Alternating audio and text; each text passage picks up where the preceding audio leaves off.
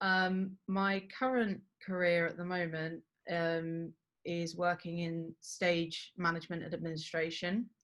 So I'm the performance operations coordinator at Trinity Laban Conservatoire of Music and Dance, which is based in Greenwich.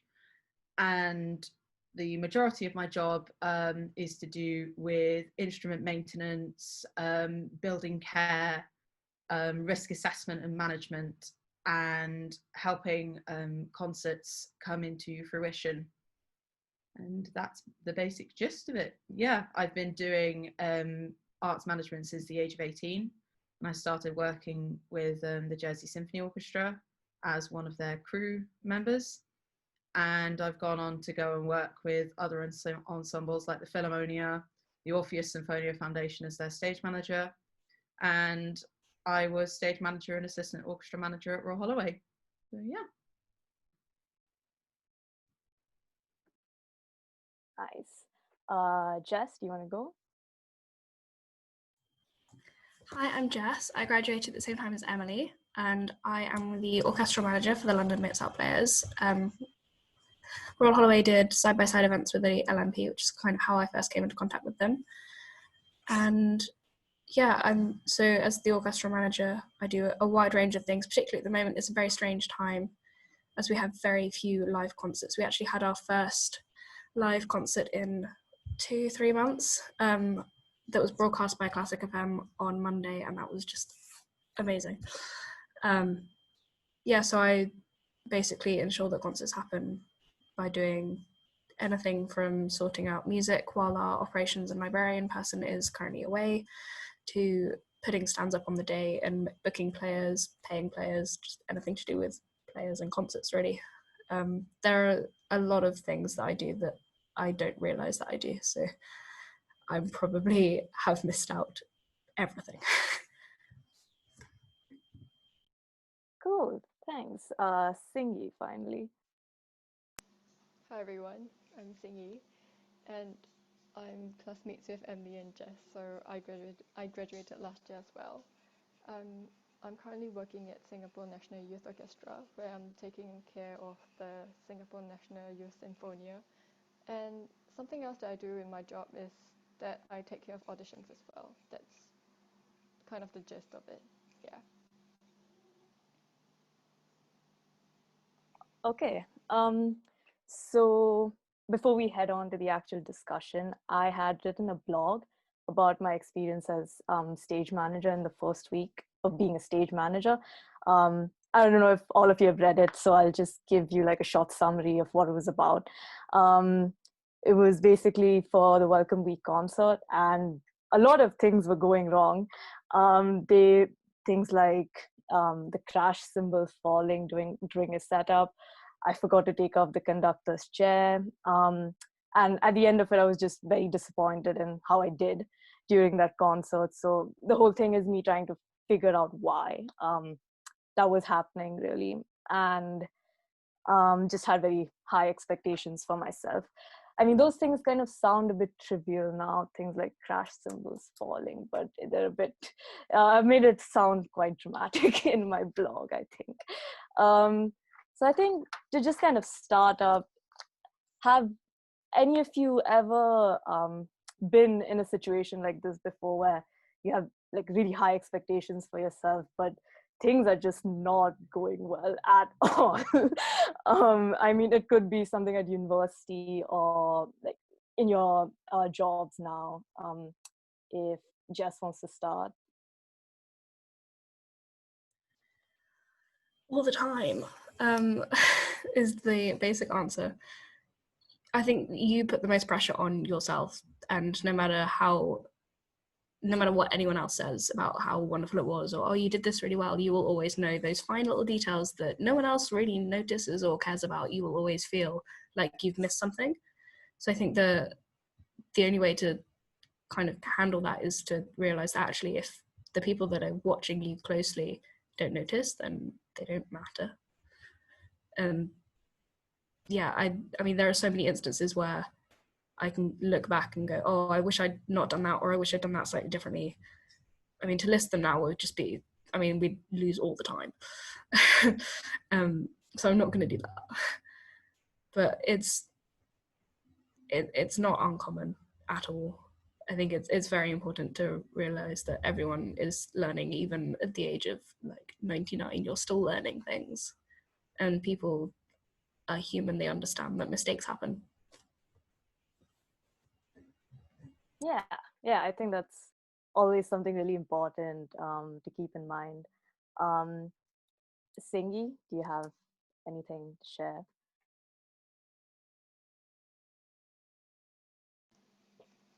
Well, I don't really have any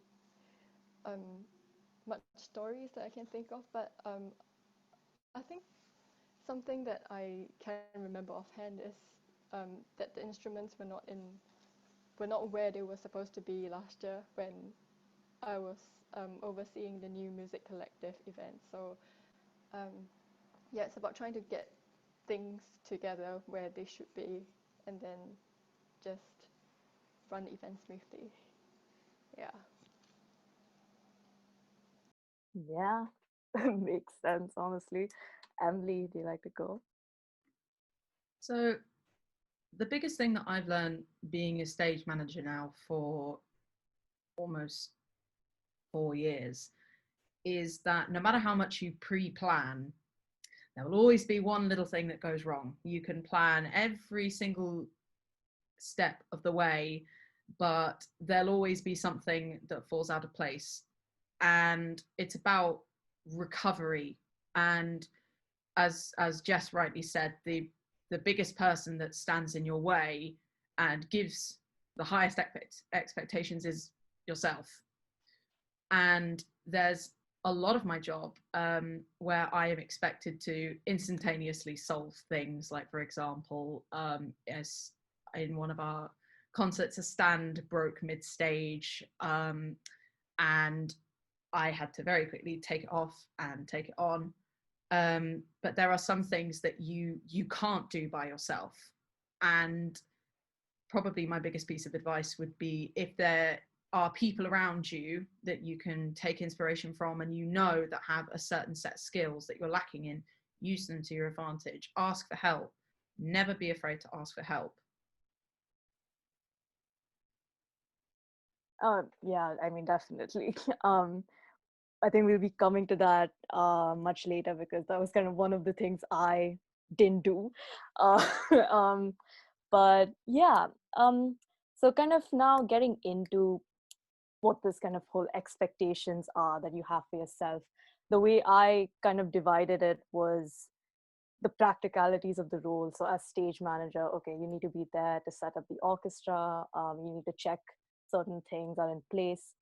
And then the whole other half of it is you having expectations for yourself to carry out the role successfully and how well you do the role. And generally success, the way I equate it, is with everything just going smoothly, nothing comes in the way. So the question for three of you is, I mean, has your idea of success actually been different from what I think success should be like? Is there something more than just things running smoothly? If Singi wants to start.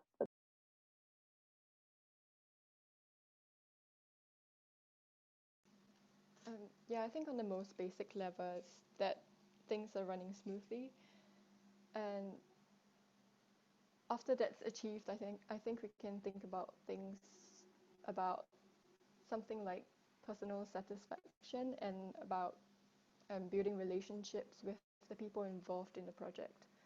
And from there, we can sort of work on new projects from what we learn in the current project. So yes, I think there are many different definitions of success, but yeah, the most basic level is to ensure that things run smoothly. And yeah. Emily, do you have anything to say to that?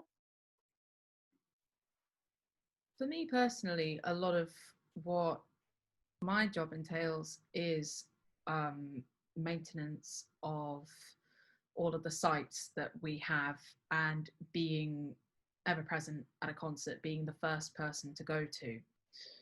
And my idea of success isn't only just the event running smoothly. Like that is sort of that's the final step for me. Like the first step is to be as prepared as you physically can, have all of the resources that you've been able to print out or accumulate nearby you, and you have those to rely on.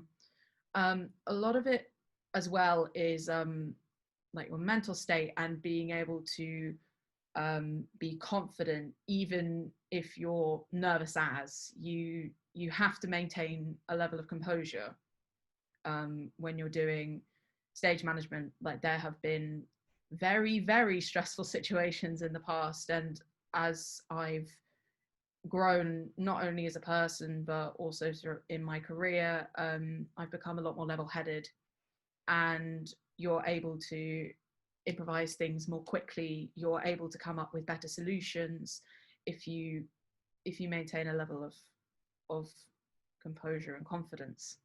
So yeah. Jess, you have anything else to add?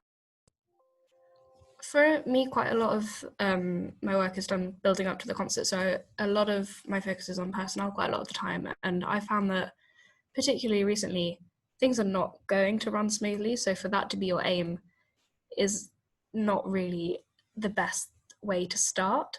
So I found that people, no matter how much information you give them, will still not read it all, if they read any of it.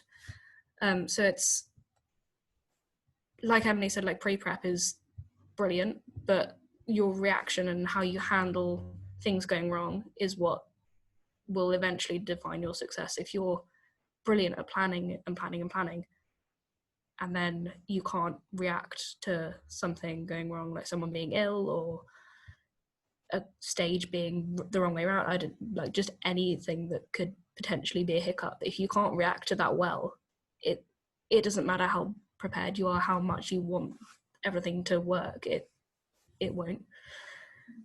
And I think that the more you can, sorry, I'm in the office, I don't know if you can hear Julia talking on the phone, the more you can react positively to things going wrong, that will be the success rather than it all running smoothly.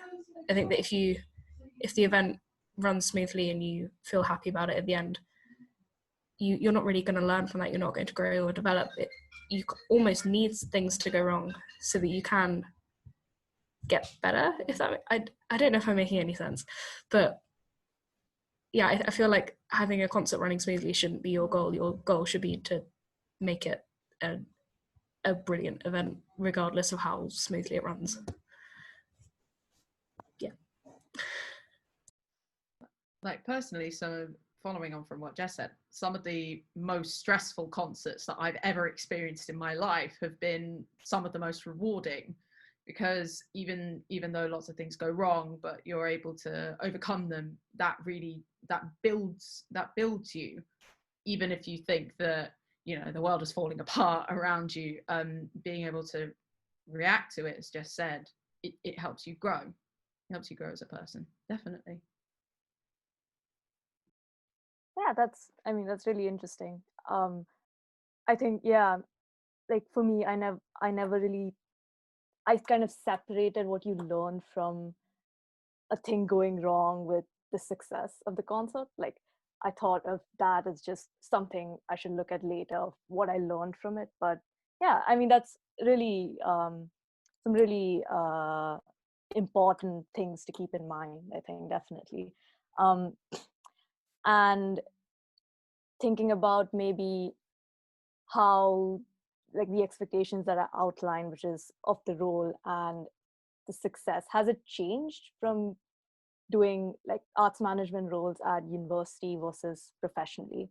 I mean, like, I don't know, does the role of a librarian changed a lot from doing it at university versus professionally, or like a stage manager? And has the idea of success also changed, or it's just kind of remained the same?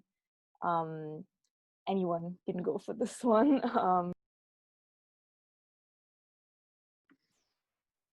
Whilst I was stage managing at university, a lot of the job was to show up early and put up stands, as Siggy knows as well. Show up, put up the stands, make sure that everything's in place, and in a concert that you change up, bring in the piano, etc. if it's needed, push it back. But in my professional job, there's definitely a lot more to it. For example, a lot of the things that I've been doing, I've had to learn basic engineering, like basic reparation. I've also had to learn how to do buildings a stage, like, and I've had to even do like weight training, because a lot of the stuff that I lift is almost my body weight effectively. And definitely doing arts management at university, it's a good predecessor, if you get me, when you later step into the professional world. But you'll always find that you'll have to learn new skills and you'll have to adapt in order to get to the next level.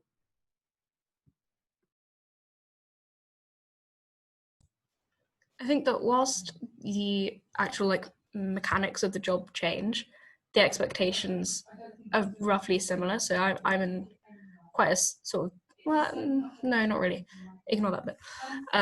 I find that when I was at Royal Holloway, I wanted the concert to be incredible. I wanted everyone to enjoy it and blah, blah, blah. And I still have all of those expectations on myself and on the musicians. They're just the process to get there is different. And I think that's what Emily was saying, like, whilst the journey is different, like the outcome is still the same. At the end of the day, a concert is a concert. It could be two musicians doing it for children in a library, or it could be, you know, on stage at Fairfield Halls with millions of musicians and Shaku and, you know, whoever. A concert is a concert. And if people don't enjoy it, it doesn't matter how many hoops you've jumped through to get there. Like, the expectation is the same. You want people to go away feeling happy about the music. And if you can't do that, then something's going to be wrong somewhere. Unless it's a really sad concert. But then you kind of get a different emotion. But that's another kettle of fish.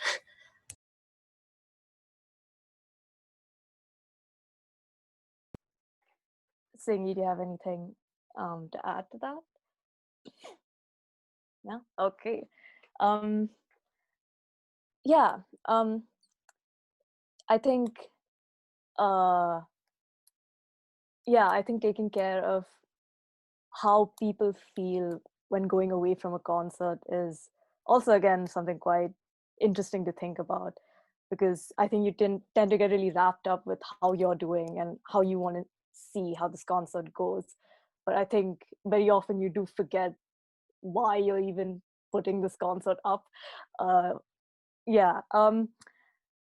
And I think we're going to move on to something which is not specifically related to arts management. It's a bit more general, but I think sometimes the idea of success is very closely tied to how we perceive ourselves in kind of anything that you do.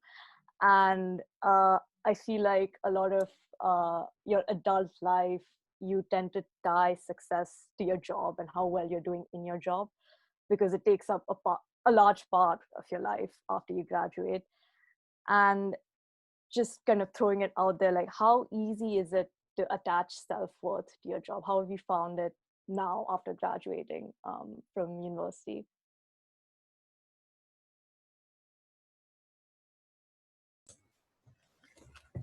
I try to keep work and my home life quite separate.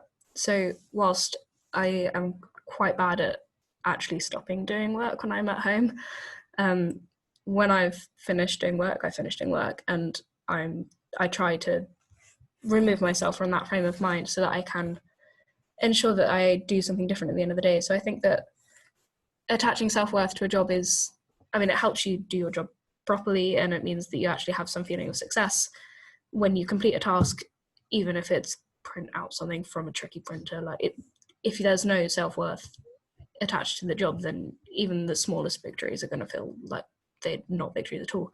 But I think that you should always be able to take a step back and realize that actually there is more to life than just your job. And if you can't go home and enjoy a cup of tea or gin and tonic or chocolate. I don't know what, each to their own.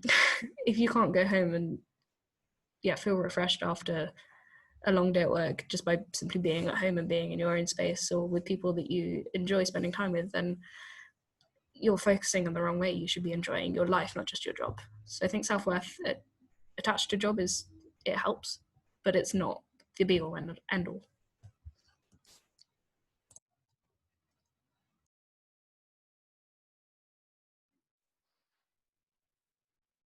When I first started working at Trinity Laban, it was very, very difficult for me to separate my work life and my home life.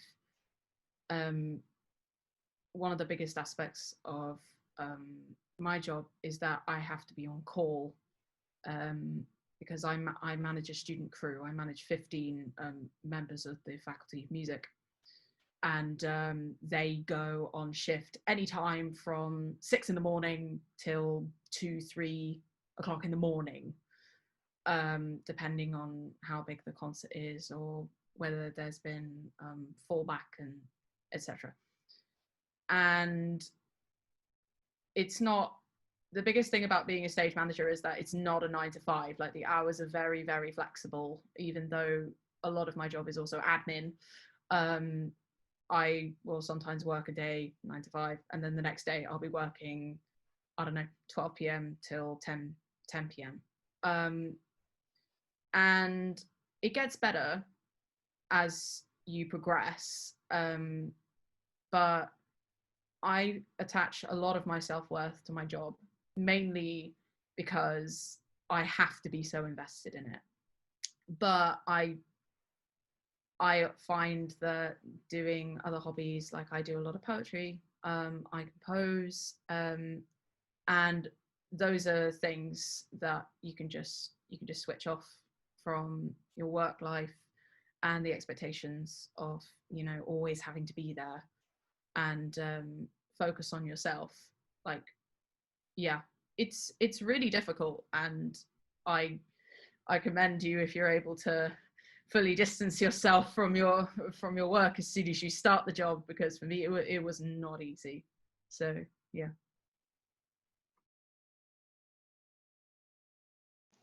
Hi. So for me, I think it's very easy to be attached to a job, at least at the start, especially it's your first job, because it's something new in your life.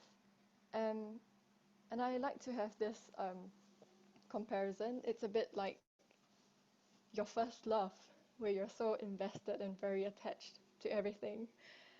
Um, so I think a little bit of experience is needed for you before you can learn how to detach yourself from work and not take things very personally. So I think a gentle reminder would be to keep yourself busy in other aspects of your life, like what Jess and Emily has mentioned. Pick up a new hobby or continue with things that you've always been interested in. Yeah. So I think it's really difficult for fresh graduates. So like if when it's you starting a new job, but I think after a while you should be fine. So don't worry too much about that. And oh, I do have a quote as well from Harry Potter. Every great wizard in history has started out nothing more than where we are now as students. So we've got to start somewhere. I think after we've gotten past that stage, I think we'll be fine. So, yeah.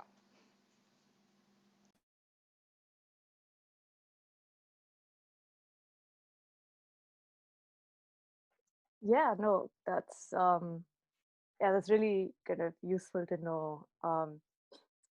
And I mean, just because when you're at university, you tend to find, you tend to have other sources of validation, I guess, other than, you might not maybe, but you tend to find other sources in maybe your academics, anything other than maybe management roles that you're doing. So it's just kind of one thing that I always think about. And everyone finds it really hard to separate that kind of work life from your personal life. So Actually, can I just say something? I think that might be why I find it easier to separate things now. When I was at Royal Holloway, I went into first year going, okay, I know I'm not going to get a first because I'm not academically interested in music. It's more everything else that goes with it. So I didn't focus entirely on my degree. I ended up with 2-1, so I was happy. But I wasn't aiming for a first, and I knew that I wanted to get more out of doing a music degree because I didn't really know what I wanted to do. And then when I joined the orchestral management team, I was like, this is what I want to do. And it was genuinely my heart and soul for like 2 years. And if anything came up that was to do with anything other than orchestra, it was like, okay, that can happen after orchestra.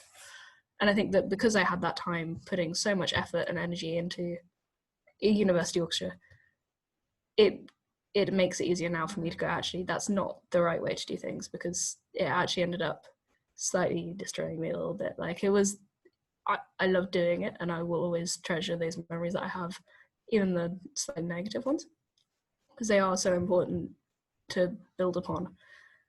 But I think that because I did put so much into everything when I was at Royal Holloway, that it's now easier for me to take a step back because I know not to do that again. Following on from Jess, there's definitely one of the biggest expectations that I've realized, not only of myself but from peers and just other people observing, is that there is an expectation that you have to put your heart and soul into everything. Like, it has to be your life if you want to thrive and be good at it. But that's definitely not the case. Like, as Jess said, if you're not careful, it can tear you apart. Like, you have to be so careful. There's a very, very fine balance in between it taking over your life for a negative reason and having it supplement your life for a positive reason. So yeah.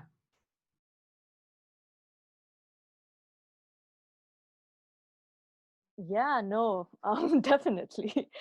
I think everyone's kind of experienced that at one point or the other, where something just completely overwhelms you. We are actually joined by Alana Grady as well, who's the concert manager for Aurora Orchestra. And Alana, if you have something to comment, please go ahead. Hi, everyone. I was just going to say that when you first start a job, it seems like it's the main thing in your life. And I found that after a few years of working, that once you find little things that are the outside bits of your job, like I started dancing, and once you find those little bits outside, you really appreciate the job even more.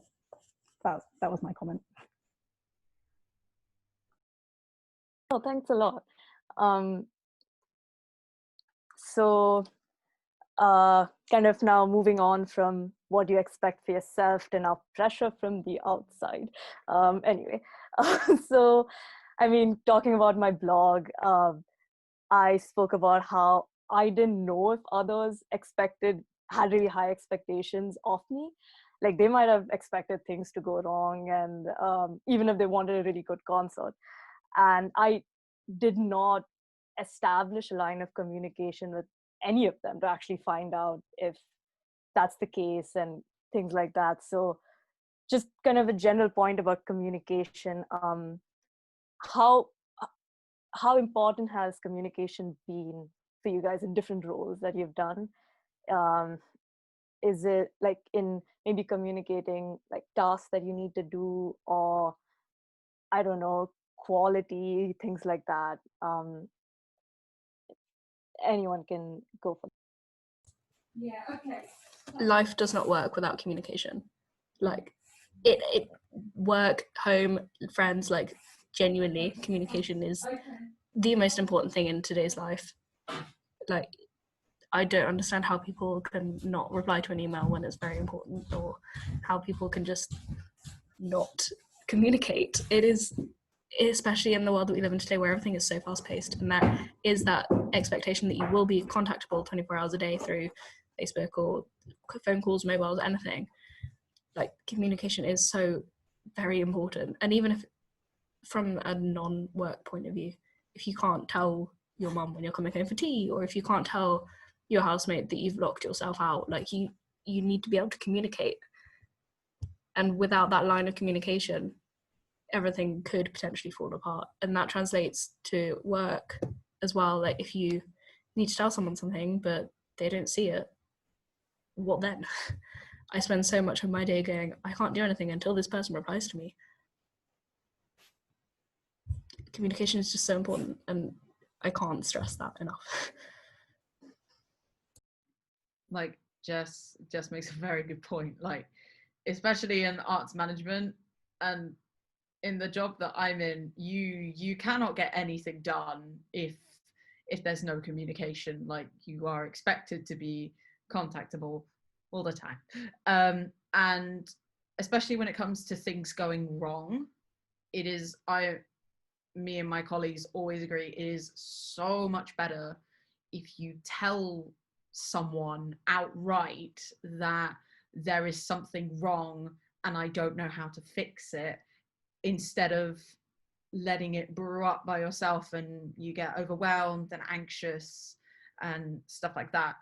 It's definitely a thing that you have to work on, because there is the expectation that if you, especially like in a senior role like I'm in, and you are expected to be able to be very autonomous and independent, but at the same time you have to acknowledge the fact that if you cannot do something because you do not have the skills, you need to ask for help. It's so fundamental, and it saves so many things going wrong. Communication is massively important, massively.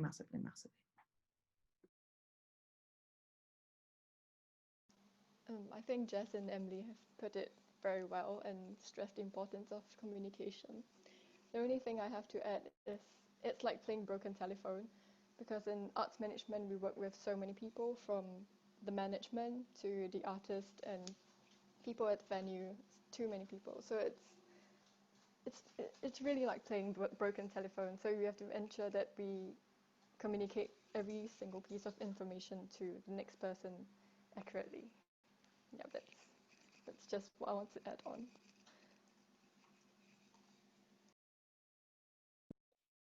Yeah, no, definitely. It's definitely a skill to work on. For some people it comes very naturally, but I think for others you do actually have to put in some effort of getting your point across clearly, or actually, yeah, like Emily said, asking for help. So yeah, no, thanks a lot. And just kind of how do you handle pressure in a team? Is it, I mean, yeah, communication definitely becomes a big part of it. But kind of how does that work? Like, what sort of place does communication have there when there's quite a lot of pressure on your team to carry out something? How do you support each other through that process? If there's like a problem with a piece of equipment or something, if at a concert, we usually have a minimum of 3 members of staff, and if we're doing something at our concert hall, Blackheath Halls, we'll have a techie and an engineer and a house manager as well. The biggest thing is that we all acknowledge there's this, we don't have to directly communicate it, but we all fundamentally acknowledge that each of us has a position and has a role within a concert being successful, and if things go wrong, who are the best people or the best person to be able to solve a particular situation. With us, like for example, if it's a technological issue, I personally won't go near it because I know that that's definitely not part of my skill set. But you have to be, I think for me, it's knowing when to step away and letting other people take over a problem that you can't fix. Because if you invest yourself in too many problems, you are going to automatically get overwhelmed by them. Like it's unquestionable. And I remember during my time at uni, I would desperately try and solve every single problem that would come up, even if it wasn't related to me. And I soon learned that doesn't work and puts a lot of strain on your mental health. So yeah, it's learning to be able to put yourself out there, but not overstep the mark, definitely. And you automatically gain respect for being able to, acknowledge that.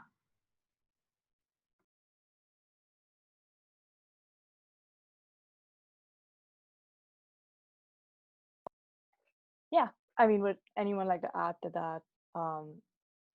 If there's anything else that comes to your mind.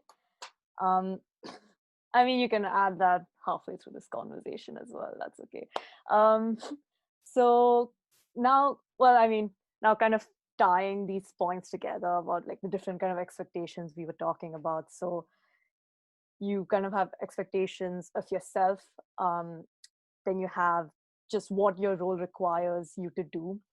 And there might be other people relying on you, the kind of pressure from outside. So I mean, what would your kind of general advice be to people, I guess, to, deal with so many elements of kind of expectations going on? It just feels like a mess sometimes to actually like zone in on anything. And can you actually like put these expectations to good use? Like Jess mentioned that having attaching self-worth to your job actually can make you do your job better, like having some attachment to it. So do you think you know a way of channeling this, or might have an idea of how you might?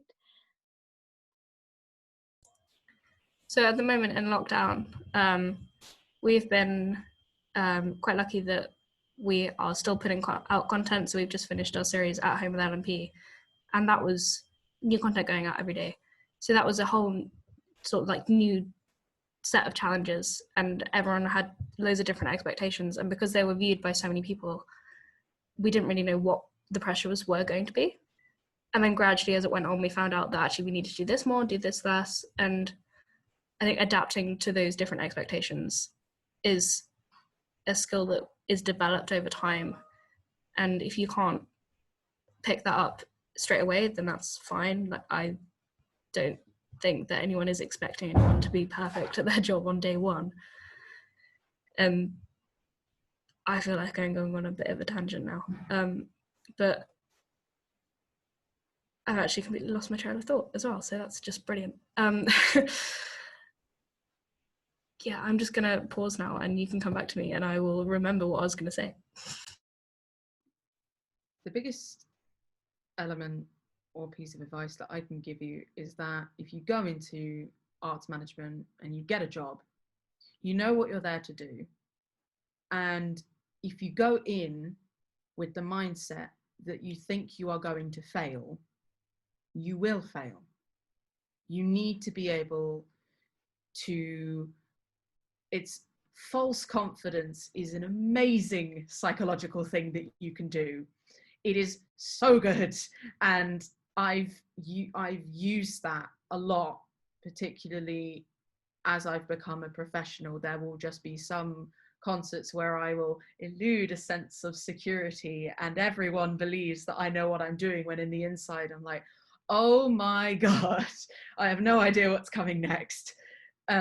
So you have to be in a mindset where you will walk in and you have to leave everything going on in your life that is negatively impacting you. If there's ongoing things. Yes, it can be very difficult in very personal situations, but you have to be able to separate yourself from them.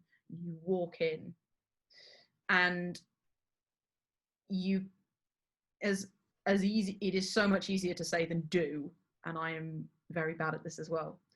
But if you doubt yourself and you doubt every single step that you do, others will doubt you as well. And one of the biggest things about being a good leader and a good manager is you have to have faith in yourself. But obviously that comes as you progress, as you grow older. So don't worry if you're not very good at it now, because you will get better at it. I can assure you. I'm an example.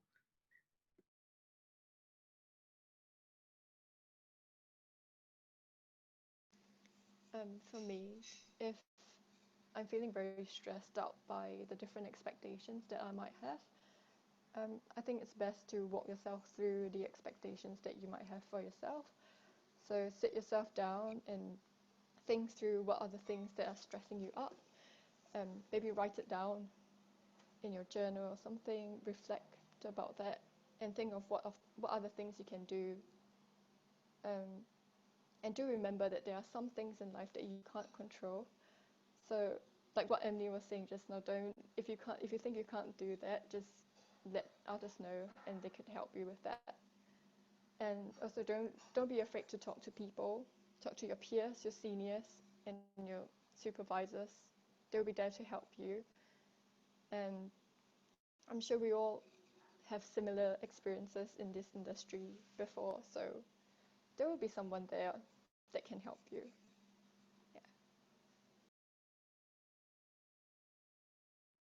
Yeah, I mean, I think with this kind of thing of not to get overwhelmed, it's a lot of introspection and reflection, and actually knowing,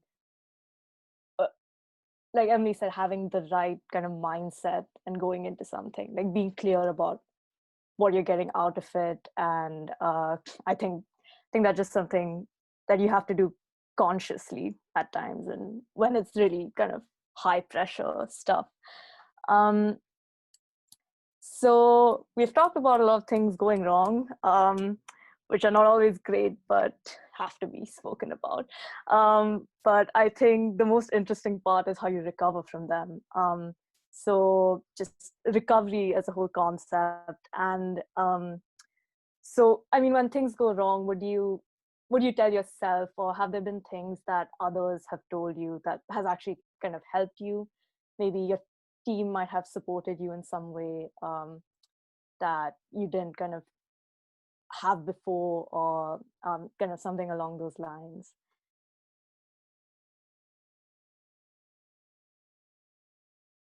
I think that's quite a big question, because everyone will learn and grow from their own experiences in different ways. So I don't really actively go, that was a mistake, let's do this better next time.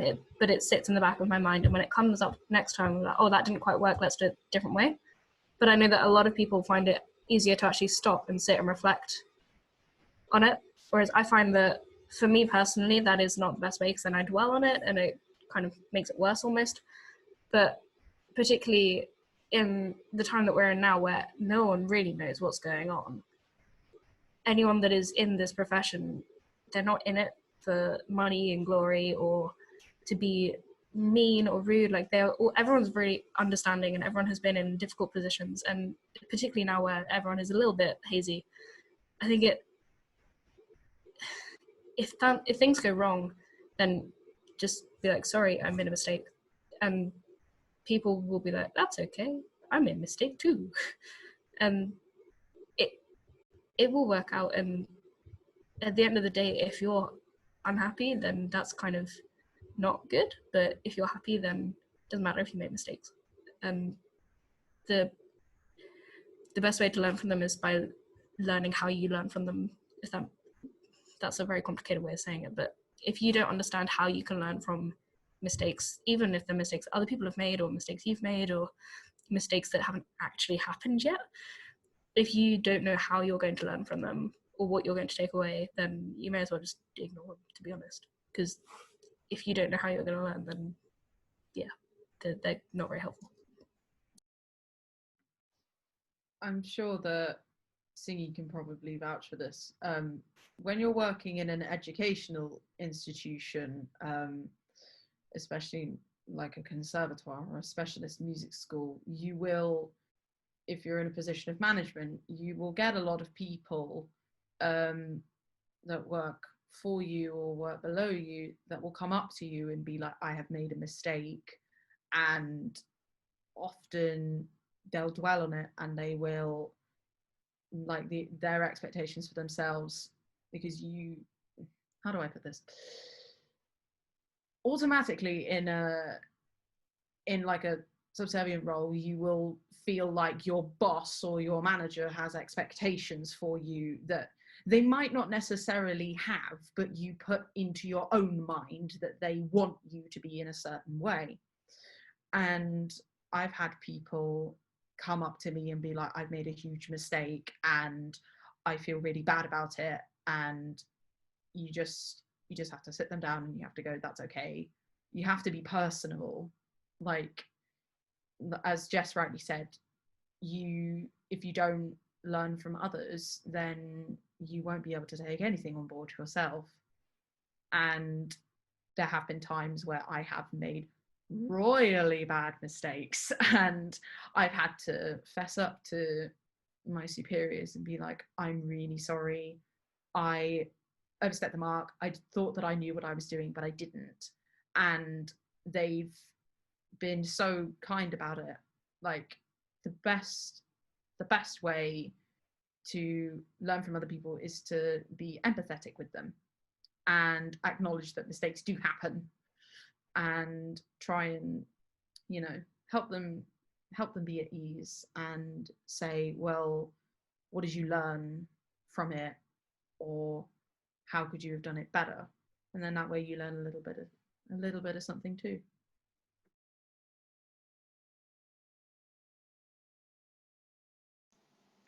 And for me, this question came across to be a bit more personal and about like how I deal with things. So for when things go wrong, I like to treat this kind of traumatic event to be like a mental abrasion.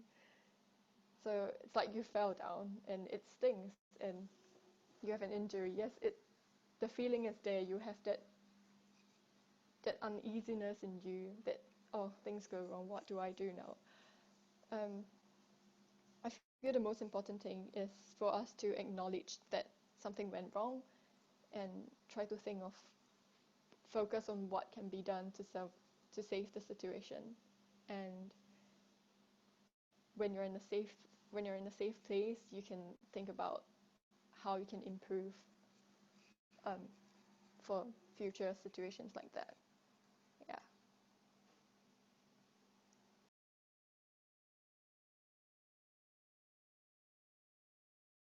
Sorry, my mic was muted. Alana has something to share, so you can go ahead.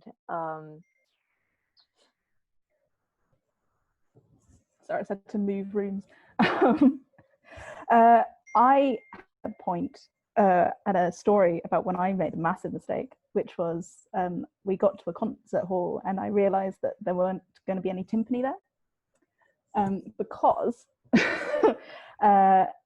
me and the timpanist didn't communicate clearly, and we both thought each other were bringing the drums. So I think if you ever make a mistake like that, you learn from it and you move on.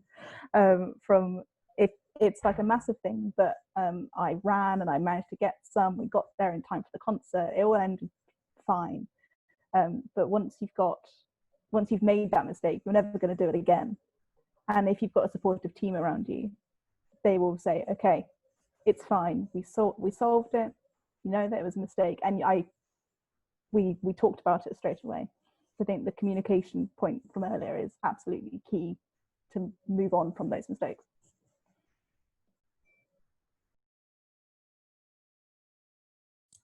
I think that also, if you've got a good team around you, it almost kind of turns into a running joke. Like, oh, have you remembered the timpani? Like, I don't know your team. I don't know if that is actually a joke that you have, but I don't know. I often find that if you've got a good team around you, then so if something goes wrong, then later it might be a bit too soon to say like a week, and it depends on what happened, but it will eventually just be amusing.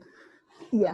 Lana was laughing during that story, so a lot of the it get mentions a lot, but that's what it is. It's a joke because you move on from it, and you apologize and you say, oh, absolutely, this was my mistake. You don't try and push onto someone else. You own it. Yeah. Basically.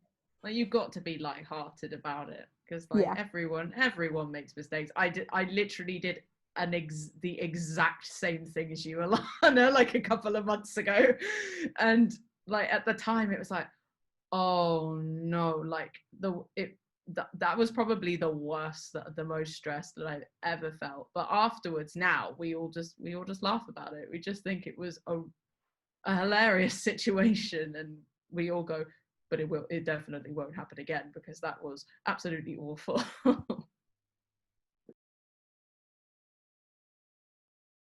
Yeah, no, definitely.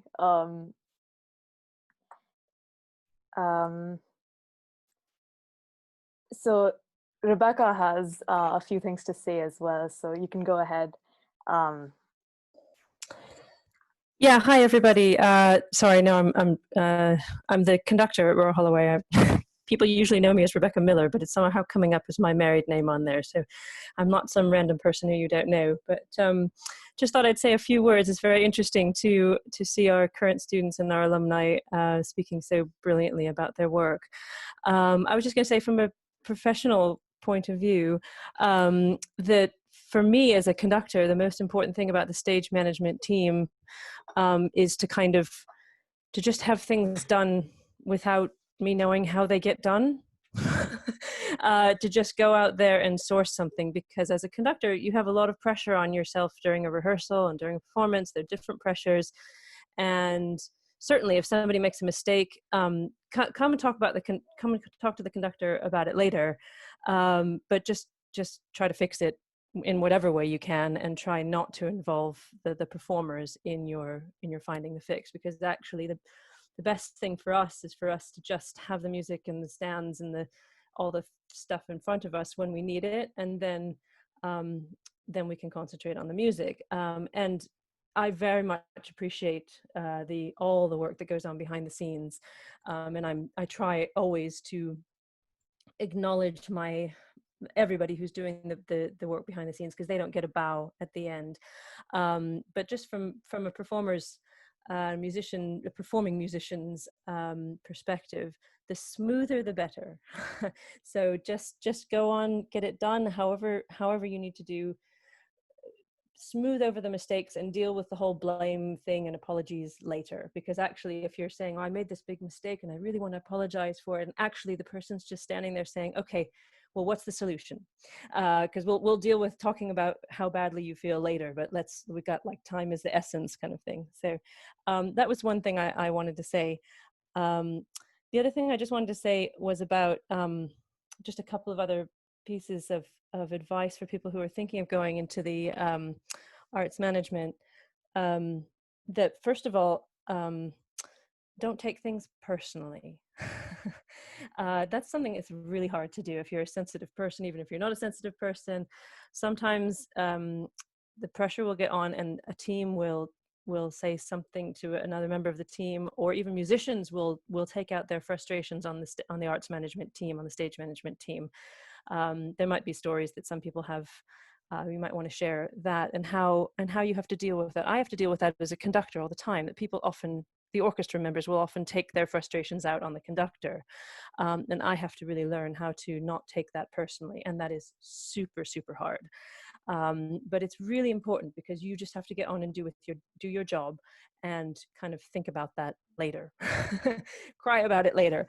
But try not to take things personally. And that can be really tough, because chances are they're not frustrated with whatever you've done. They might be frustrated about something that happened before they even got to rehearsal. So those are just the little tidbits that I wanted to say. I think going back to Rebecca's point about not letting the performers on the day know that you've gone wrong until you found a solution. I'm in quite a almost unique position in that the LNP are player directed, so all our directors, apart from the chairman of the board of directors is not a player, but all the other directors are players. So if I find that I've gone wrong, I can't go and tell them necessarily straight away if it's in the middle of a concert. Like, they will always say, "Oh no, you must come and tell me." I'm like, "But you are playing. I don't want to do this. I will fix it and then tell you later." So for me, if something goes wrong, like I just fix it. Otherwise, what more can I do? Like, all my line managers are just on stage. I can't go and interrupt and be like, "Something's gone wrong." So it is 100% important to just fix it and then find the solution and then tell everyone about it afterwards.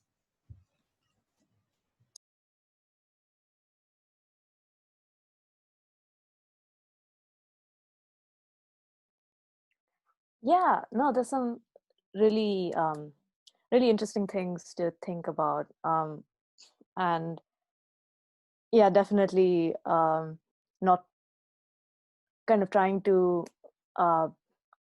first think about the solution for the problem if you do encounter it, like during a concert or whatever it is definitely really important, and not in that moment, at least not to try and dwell on it, because that just impedes whatever else that you might actually do. So those are some really interesting things to think about.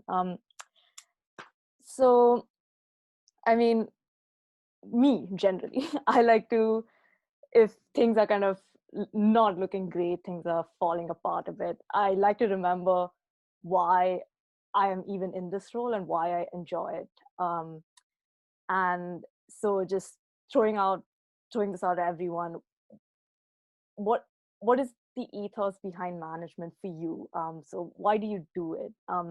Is there anything specific that you get from it? And also, has this changed from when you were at university versus working professionally?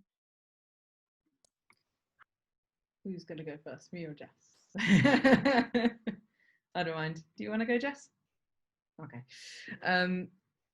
I remember, funnily enough, the thing that I learned, it was on graduation day, and probably Siggy and Jess might remember this.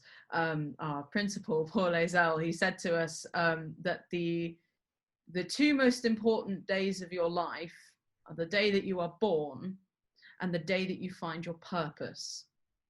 And I found my purpose whilst I was at university, and mine is helping people. I love my main ethos behind the way that I manage is that I do it because I want to help people, and I want to be able to help make these huge, great big projects come to life. And that is like my absolute most favorite feeling. Like, we did a huge concert. There were about 400 odd singers and a 100-piece orchestra, and we put on at one of Lab OM, and it was glorious. Like, it was about 3 months in the making, and it was, when you see it on stage, all of the hardships and all of the tumultuous things that happened in the past, you forget about them, and you just look and you just go, I cannot believe that I was a little bit of that. Even if you go, I cannot believe I was a huge part of that. The latter is very hard to comprehend at first, but that's definitely why I do the job, to help these things come to life. Oh, it's not the film then. Oh well. I knew that from a very young age I wanted to be doing something in music, and that's why I went on to study music at university. I was like, I don't really know what I want to do, but I know I want to do something, and going to uni will help me find that. And then I also learned that I became a bit of a control freak. So kind of the two hand in hand work very well together, and the fact that I can see things from a musician's point of view, albeit a not very good musician, as well as from a management point of view, is a very good skill to have. Like, I am not a very good percussionist at all, but the fact that I know how it feels to be on this end of it all rather than that end of it all is something that should not be taken for granted, I think. We do a lot of education and outreach work with the community and schools in the area, and that is the best thing in the world, like seeing how happy it makes people.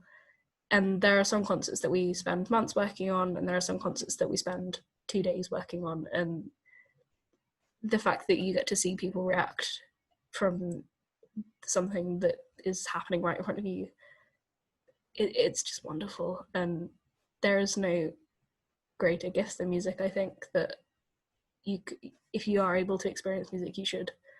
And to be part of someone's journey into that, albeit behind the scenes rather than being the one that's actually playing them the music, it is everything that I kind of wanted to do from, I think I was maybe like 5 when I started singing, probably before then, but it has always been part of my life, and this was the best way I could think to continue it being a part of my life. That was a very long-winded answer to that question, sorry.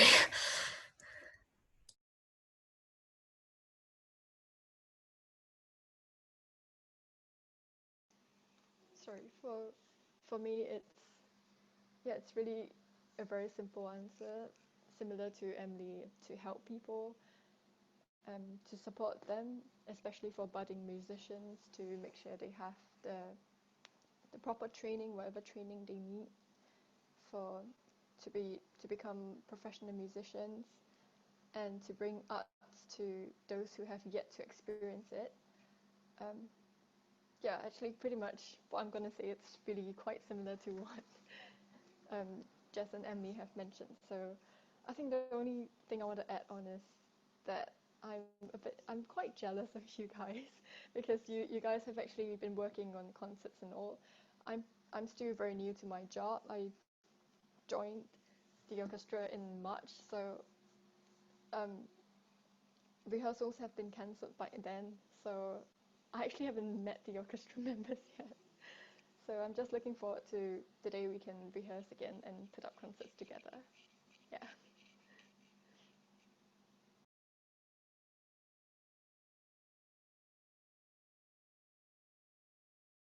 Alana, do you have anything to add to that?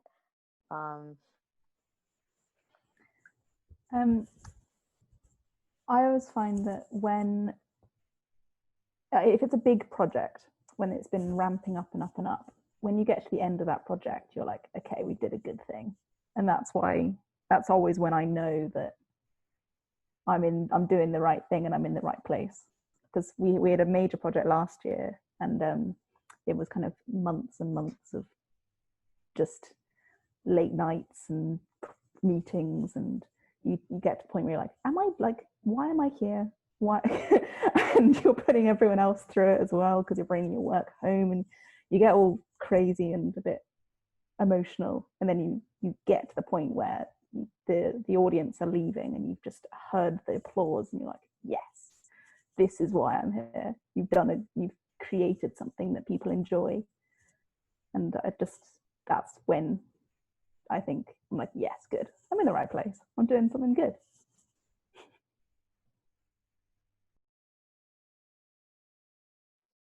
Yeah, yeah, definitely. I think the best kind of moment, I mean, at least for me, I haven't had any of the experience that you guys have had.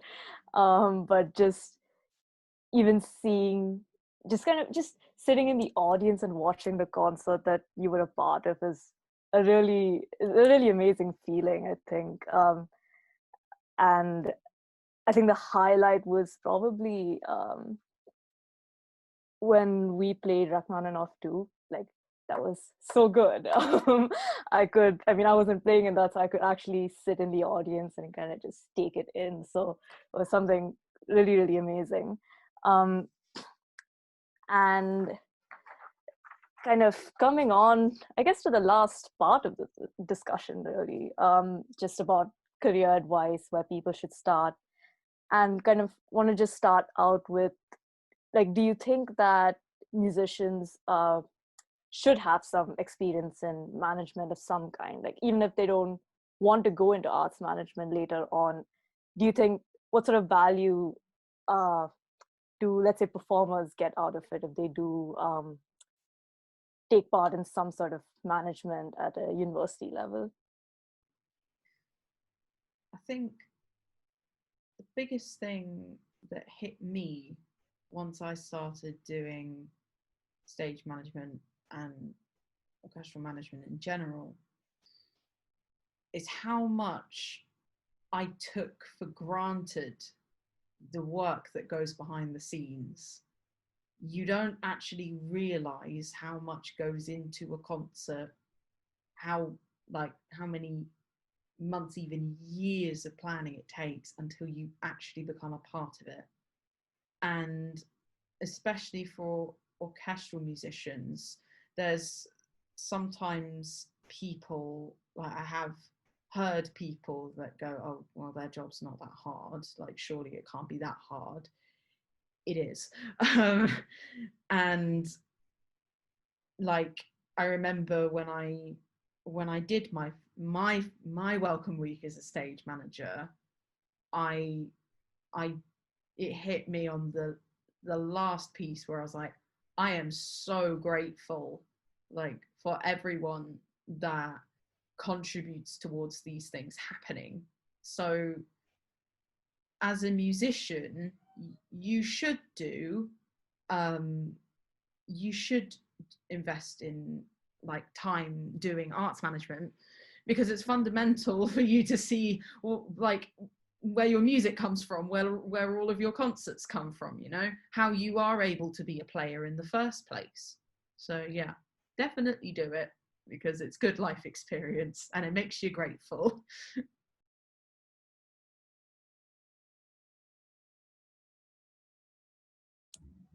So as I said earlier, we're player-led orchestra, so all our directors are players, and we make a point of every directors meeting there is invite a different member of the orchestra to come along and sit in, and they always say this was amazing and enlightening.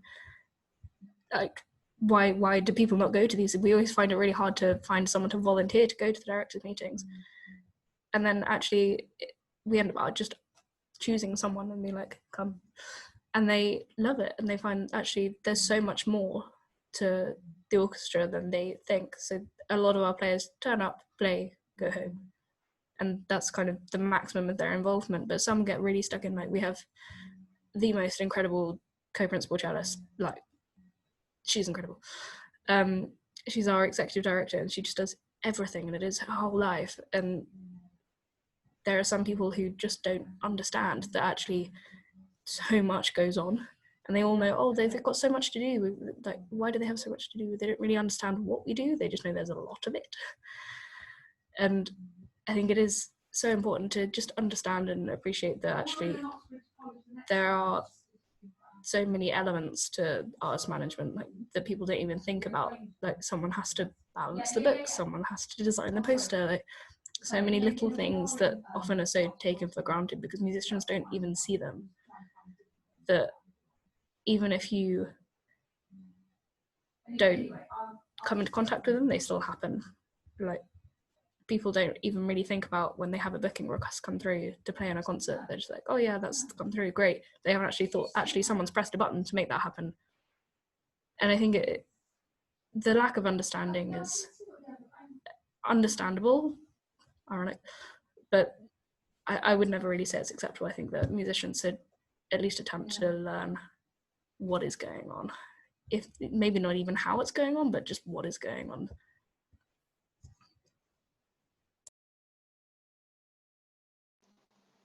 For me, maybe something slightly different to add on. I'm thinking from the musician's point of view, it actually helps to kind of know what's going on in arts management, because in the future, if you're planning for your own concerts or for yourself as a soloist or your ensemble, you kind of know where to start and how to start things. So you're not just entirely clueless. When it comes to sort of creating your own concerts and things like that.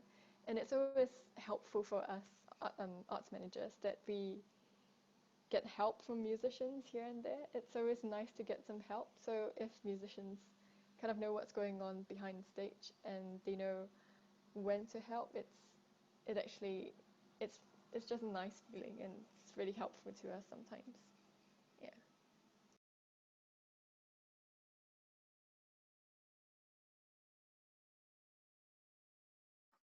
Yeah, I think, I mean, before joining university, I had no idea of what arts management even was. I had a very kind of narrow view of kind of music at university and what it means to be a musician. And it, I think arts management really opened that whole idea up about being a musician doesn't just have to be you playing your instrument and performing, but there's so much more to it, where even the places you perform, venues, the kind of setting you want for the stage, it all comes, like performing is a big part of it, the kind of atmosphere you create, for example, how everything looks. And yeah, I think, I mean, I definitely benefited a lot from being involved some way or the other in different ensembles. So yeah, I recommend it. I don't have any expertise, but I recommend it. So kind of just starting baseline, if someone wanted to get into arts management, where do you start? So I had a quite fortuitous entry into the arts management world. I said to Julia one day, I'm not doing anything, let me know if you need any help. And she said, oh, actually, yeah, can you come into the office and help? So I did, 2 days a week. That then grew to 3, and then 4, and then 5. And then our orchestra manager, who'd been with us for 6 months or so, was offered another position that he felt was better for his career. And we were left without an orchestra manager, and they just sort of said, go do that. So I did. So I think the best way to start, if you apply to jobs, brilliant, go for it. But if you're finding that you're not having much luck, just offer your help to anyone who you know or even don't know. People will be so happy to have an offer of help. Like, even if it's actually there's nothing you can do right now, but in a couple of weeks, maybe in a couple of months, maybe.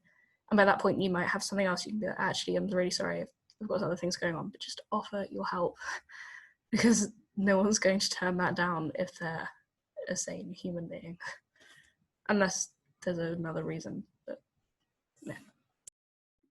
As Jess said, the biggest recommendation that I could give is to talk to people about what you want to do. And there's always a thing that people say you need to make contacts and stuff like that. It's like the biggest part of being a musician and working in the music industry is making contacts. And I think a lot of people get scared by that and being like, well, I don't actually know how to do that.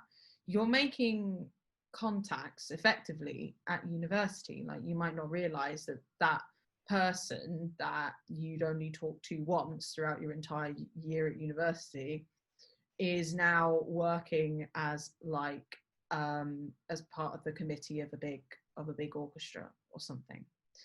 Like, as Jess rightfully said, reach out to people, because I can tell you that the music industry is a very busy place, and if you get offered help, you will most likely want to take that opportunity. So yeah, just talk to people, because it's a very reciprocal world. Like, people will give you help if you do them a favor as well.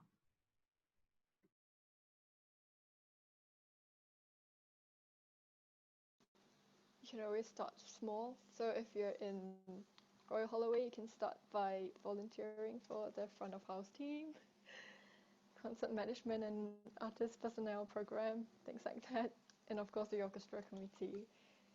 So there are plenty of opportunities, and really just put yourself out there and talk to people.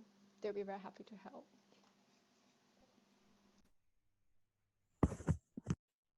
I think also you can utilize Holloway's career service as well, because that's how I got my internship.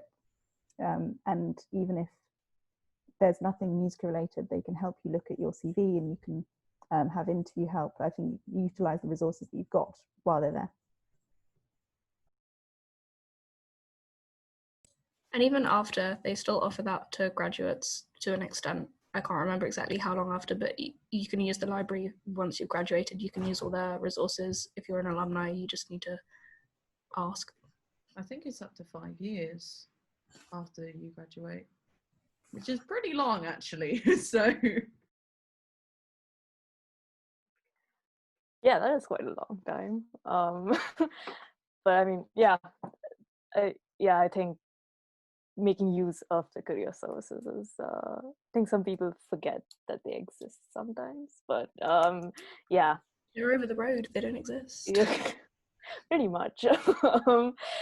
And yeah, so I mean, obviously now there are lots of things happening all around the world, and especially due to the pandemic, I think I find that arts management especially is changing rapidly, with so many just concerts, events going online, and for the foreseeable future. And I think even if things settle down, everyone's going to be so uncertain, so it's not ever going to be jam packed with people, at least for a long time.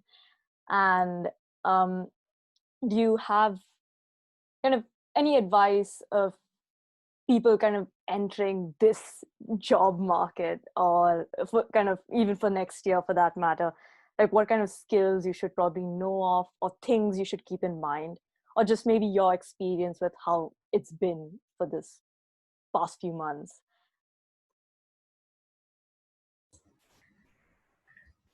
Actually, I'm gonna. Sorry, I thought I had something to say and then realized that I really didn't.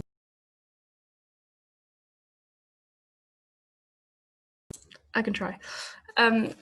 Being organized is a definite big tick in the box for almost any career. I can't think of a career where being disorganized would help, but being organized will definitely help, even if it's just organizing which train you're going to get on in the morning. Like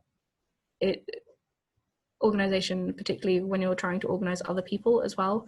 If you yourself are disorganized, credits to you if you manage to pull together an orchestra. I find that if I'm disorganized, if the room I'm sat in is cluttered, if I'm looking at mess, then I'm not going to do my best work. But I'm a bit of a control freak, so it might be different for other people. So if you can organize yourself enough to even like find application places to apply and put together an application that is coherent, then you've already made a step in the right direction. The past few months have been very strange, and I think they will shape the industry for almost the better, but until we come out of it, it's not going to be the same. And I don't think it's going to be the same afterwards, because so much of the target audience is in an at-risk group that it will not be good for a while. Particularly with funding as well. If you can't get bums on seats, you can't get money from ticket sales, and a lot of orchestras rely on that and just the goodwill of people. And if they are at risk and can't come to a concert, they're not going to see the good work that you're doing. They're not going to want to give you funding, and that is going to be quite tough for a lot of orchestras. That wasn't really entirely relevant to your question. I'm really sorry.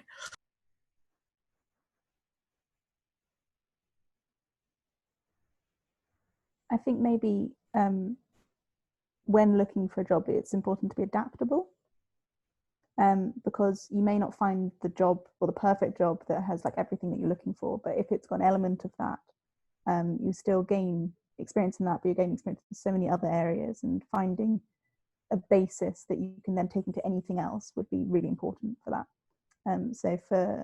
Because when I first started, it was an internship that covered the entire basis of everything. So I had marketing, I had development, and then I had production.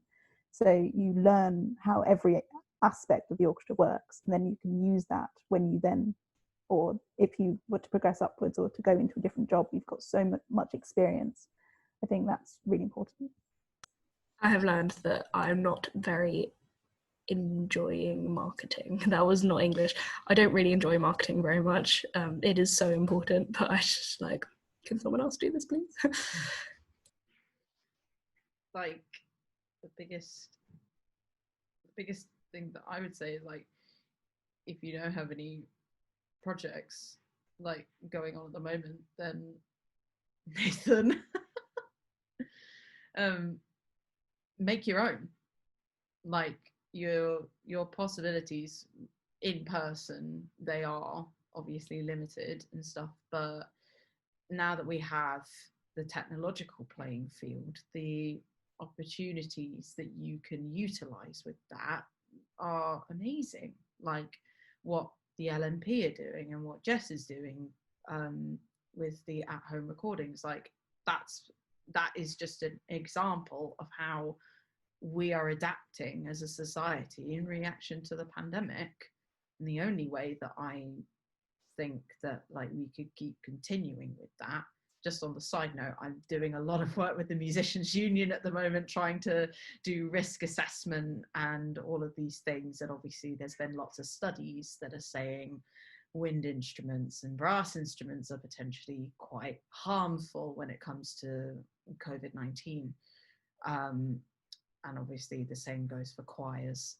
The only thing that possibly we could do to adapt is, obviously, given the 2 metre spacing rule, even if it gets reduced to 1 metre by government guidelines, we will obviously still have people that are shielding and that are vulnerable. And the fact of the matter is, the majority of people that support the classical music industry are usually elderly people.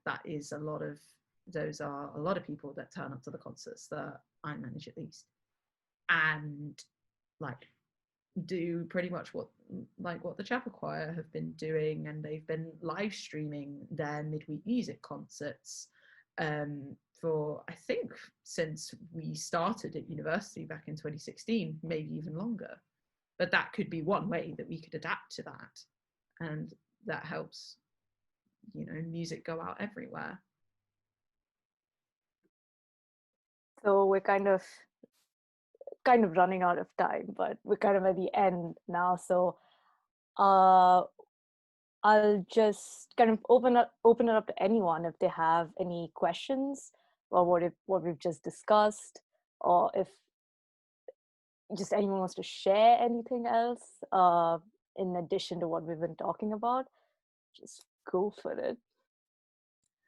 I have a question for Nathan, actually.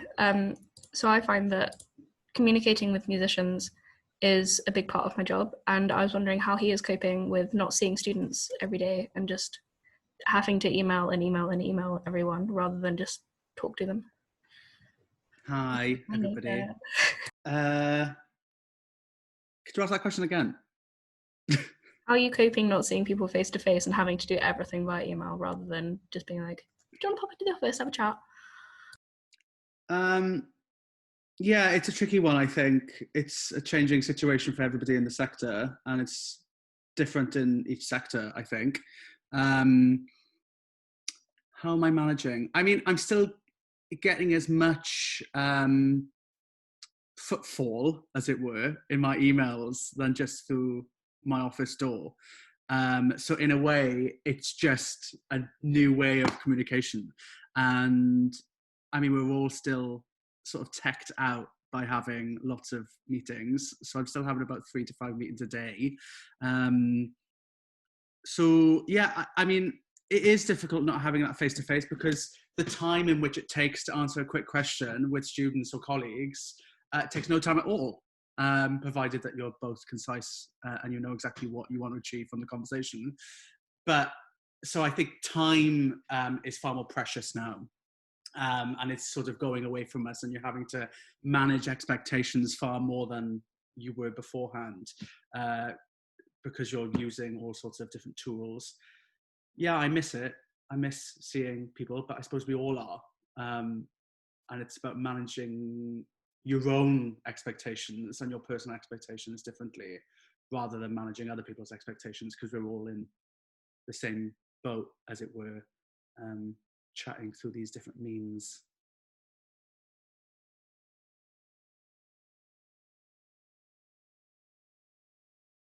Rebecca, you can go ahead if you want to add anything. Yeah, I just wanted to, sorry, I can't put my video on right now because I've got my son here. So, but anyway, the balancing of the homeschooling and participating in Zoom meetings is quite interesting. Talking about work-life balance. It's all been mushed together here. But anyway, I just wanted to comment on, somebody was talking about internships. Oh yeah, it was Jess who just sort of said she went and volunteered. When I was first starting out as a, can you still hear me? Because it's not, yeah, you can still hear me, okay. Sorry. When I was first starting out as a conductor, I did a conducting fellowship at the Houston Symphony. And as I not only had lots of conducting duties, but I also got to serve on all of the, not serve, but sit in on all of the meetings, the marketing meetings, the development meetings, the personnel meetings, and all these kind of things. And that was incredibly useful because I use all of those things that I learned every single day, because I know when I have an idea about a piece I want to do, I know what needs to happen in order to make that happen. I know how that concert needs to be marketed. I know that the music needs to be sourced and it's expensive or whatever, all the implications in terms of librarian issues, in terms of personnel issues, in terms of operational issues. So when you have an idea of something, if you're in a leadership position, to be able to have empathy for the people who actually have to run around like hamsters and mice and do all the footwork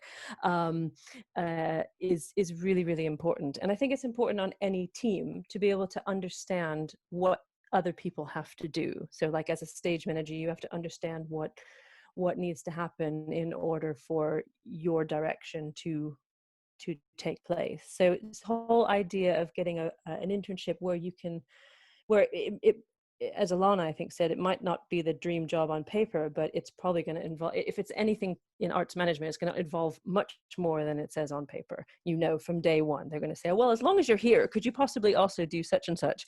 So to get as wide of an experience, even if you're not being paid for it, even if you think that it's not relevant or it's not your original interest, is super, super important. And also to understand the different aspects of the organization, because if we all just work in our little silos, then it doesn't work as a team. So that was my little final piece. I'm going to have to dash off soon, so if I disappear, I just wanted to say that I'm really proud of all of you, for Janavi, how you've presented this whole thing, and for our alumni for what you're doing now. And I would encourage people to try it out, even if they have no idea what it is. My artist management, as Janavi said, she had no idea what it even involved, and it was eye-opening for her. So that's my little 2 cents. That's probably all it's worth as well. Thanks.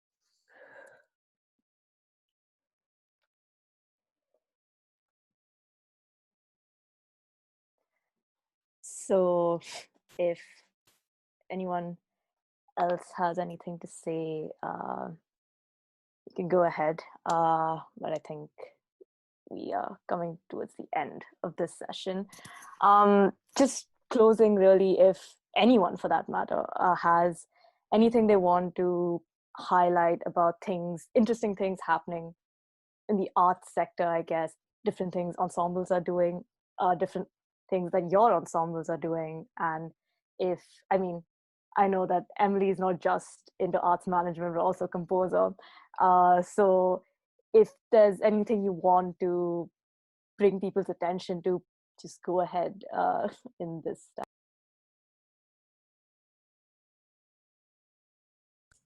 Go and watch LMP Live.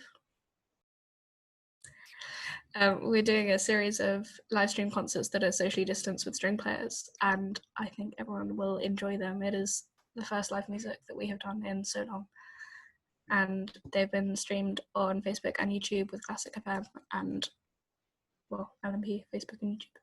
And I hope you enjoy them if you go and watch them. We had some really cracking string repertoire on Monday. Trinity Laban at the moment are doing a program called Self-Isolation Creation, which not only involves the Faculty of Music, but it also involves the Faculty of Dance and Musical Theatre. So you never know what you're going to get. They're being premiered on YouTube mostly, I think they're now still doing them every single day. So tune in to the Trinity Laban YouTube channel and you'll hopefully find something that you like there. Check out Aurora Play every Sunday at 4 o'clock. We're showing old BBC Proms broadcasts, which has been some Berlioz. This week is Jupiter Symphony. Very good. And there's a thing called Join In With Jessie, so you can do a little activity each week as well. So you could create an object, you can draw a picture. There's lots of different things. I'll put the link in the chat. Emily's thing sounds a lot like Nathan's Festival Interrupted. Well, he steals all his best ideas. Also, to add to that, check out Festival Interrupted. It's all online now. There's a lot of really interesting stuff, even just related to orchestra. There's some really interesting discussions that are going to happen soon enough. So do check out that entire page. So, I mean, yeah, thank you everyone for joining us today. I think it's been really, really interesting, and there are a lot of things spoken about. I'm finding it hard to tie it all in together, but hopefully each of you has something to take away from this.